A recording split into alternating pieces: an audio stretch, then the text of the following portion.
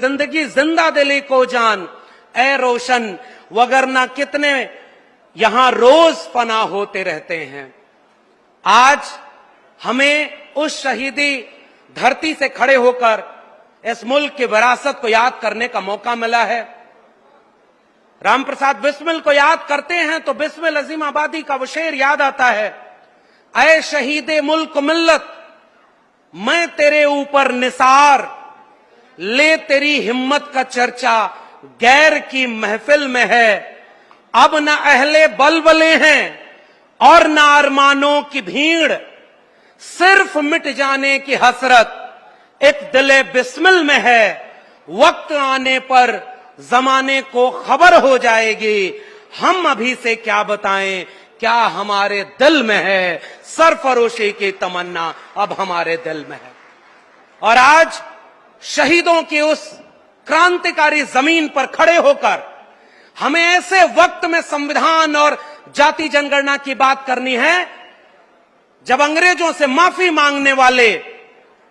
भारत की जंग आजादी के खिलाफ खड़े रहने वाले लोग सरकार में बैठे हों और इस मुल्क के हाशिए पर पड़े लोगों का हक अधिकार छीन लेना चाहते हो। वो अंग्रेजों से माफी मांगते रहे और हमारे पुरखे अंग्रेजों से आंख में आंख डाल करके भगत सिंह बनकर के शहीद होते रहे, रोशन लाल बन के शहीद होते रहे, राम प्रसाद बिस्मिल बन के शहीद होते रहे। इसलिए आज साथियों, चूंकि ये एक प्रशिक्षण शिविर है, इस प्रशिक्षण शिविर को मैं एक ऐसी श्रृंखला के रूप में देखता हूं। वो चेन जो होती है ना, एक एक बेड़ियां जोड़ करके बनाई जाती है, उसकी अगर एक कड़ी भी कमजोर हो जाए तो चेन वहीं से टूट जाती है। किसी भी राजनीतिक दल का प्रशिक्षण शिविर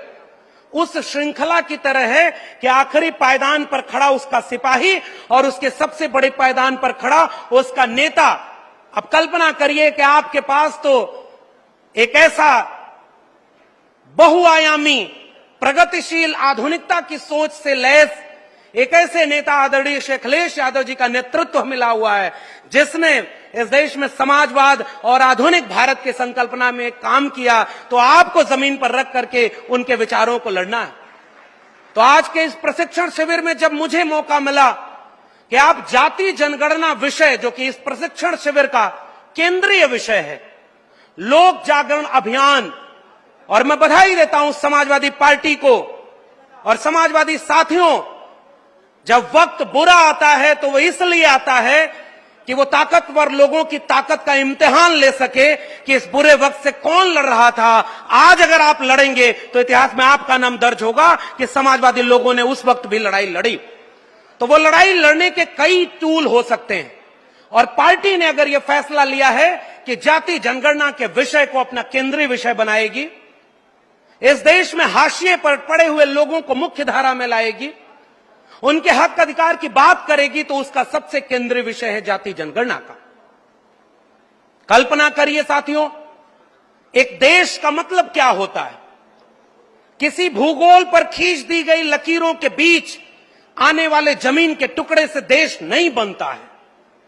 देश बनता है तो वहां के नागरिकों से बनता है, वहां के जिंदा लोगों से बनता है। और जब यह मुल्क आजाद हुआ और जब जिस दिन भारत का संविधान लागू हुआ, उस दिन इस देश ने हजारों साल की अपनी बेड़ियों को तोड़ा। चाहे वो इस देश की विरासत में तथागत बुद्ध से लेकर कबीर, रैदास, पलटू दादू, भीखा बुल्ले शाह, बाबा फरीद हो, महात्मा फूले हो, छत्रपति शाहू जी महाराज हो, या डॉक्टर बाबा साहब भीमराव अंबेडकर, डॉक्टर राम मनोहर लोहिया, शहीद आजम भगत सिंह हो, इन सब ने जो ख्वाब देखा वो भारत के संविधान में पिरोया गया कि अब एक नया भारत बनेगा तो वो नागरिकों का भारत बनेगा। अब कोई राजा रानी के पेट से नहीं पैदा होगा, वो जनता के वोट से पैदा होगा और हर जनता को एक व्यक्ति एक वोट का अधिकार मिला। बाबा साहब डॉक्टर भीमराव अंबेडकर ने कहा कि अगर मुझे मेरे हित और देश के हित में से चुनना होगा तो मैं देश का हित चुनूंगा,